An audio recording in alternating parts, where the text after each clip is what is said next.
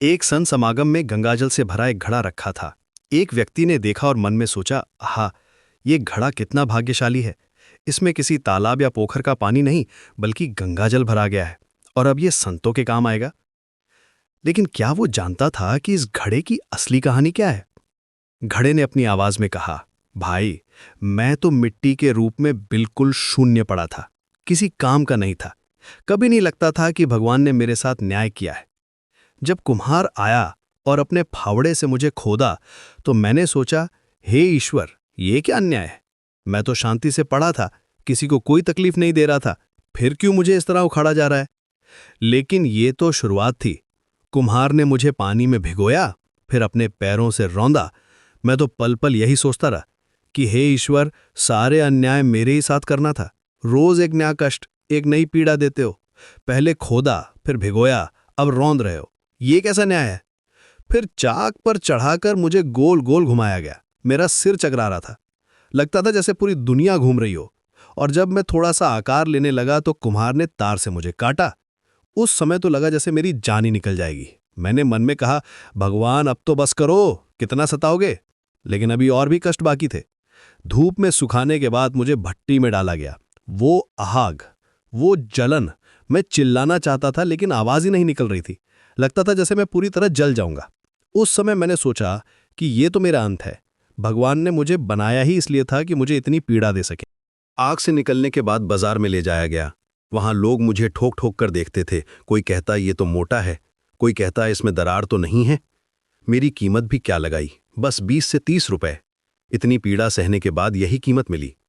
महतोज shorts. ये सुनकर आपको भी लगता होगा कि वाकई ये घड़ा बहुत कष्ट झेल चुका था। लेकिन कहानी यहीं खत्म नहीं होती। जब मुझे खरीद कर घर ले जाया गया तो मैं अभी भी दुखी था। सोचता था कि मेरी जिंदगी में अब क्या बचा है। रोजाना पानी भरना, धोना, पोंछना, यही तो काम है मेरा। लेकिन एक दिन सब कुछ बदल गया। जब मुझ में गंगा जल भरा गया और मुझे इस संत समागम में रखा गया, तब मुझे एहसास हुआ कि कुम्हार का वो फावड़ा चलाना भी भगवान की कृपा थी। उसका वो गूंथना भी भगवान की कृपा थी। आग में जलाना भी भगवान की कृपा थी। और बाजार में लोगों द्वारा ठोके जाना भी भगवान की कृपा ही थी। अब मालूम पड़ा कि सब भगवान की कृपा ही कृपा थी। अगर मुझे खोदा नहीं जाता तो मैं मिट्टी ही रह जाता। अगर गूंथा नहीं जाता तो आकार कैसे मिलता। अगर चाक पर नहीं चढ़ाया जाता तो गोल कैसे बनता। अगर आग में नहीं जलाया जाता तो मजबूत कैसे होता। हर कष्ट, हर पीड़ा मुझे इस महान उद्देश्य के लिए तैयार कर रही थी। आज मैं सिर्फ एक बर्तन नहीं हूं, बल्कि संतों की सेवा में लगा हुआ एक पवित्र पात्र हूं। मेरे अंदर गंगाजल है जो संतों की प्यास बुझाएगा। यही तो हमारी जिंदगी की सच्चाई है। परिस्थितियां हमें तोड़ देती हैं, विचलित कर देती हैं, इतनी विचलित कि भगवान के अस्तित्व पर भी प्रश्न उठाने लगते हैं।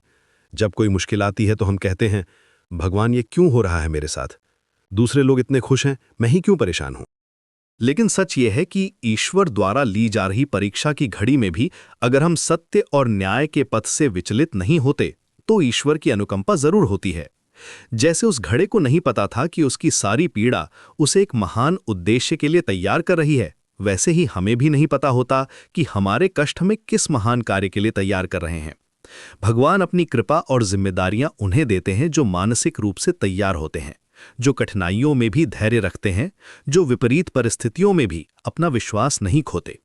आज के समय में हम अक्सर दूसरों से अपनी तुलना करते रहते हैं। देखते हैं कि फला व्यक्ति के पास कितना पैसा है, कितनी सुविधाएं हैं, लेकिन हम ये नहीं जानते कि उसने क्या कष्ट झेले हैं, कैसी परीक्षाओं से गुजरा है। संतोष का मार्ग ही एकमात्र विकल्प है। जो प्राप्त है वो भी पर्याप्त है। जब ये सोचना शुरू कर देंगे तो आत्मिक आनंद मिलने लगेगा। जैसे उस घड़े को अंततः एहसास हुआ कि उसकी सारी पीड़ा एक उद्देश्य के लिए थी, वैसे ही हमें भी समझना चाहिए कि हमारे जीवन की हर घटना, हर परिस्थिति हमें कुछ सिखाने के लिए आती है। धैर्य रखिए, विश्वास रखिए। जो कुछ भी हो रहा है वो आपको एक बेहतर इंसान बनाने के लिए हो रहा है। आपकी मंजिल आपका इंतजार कर रही है, बस आपको तैयार होना है।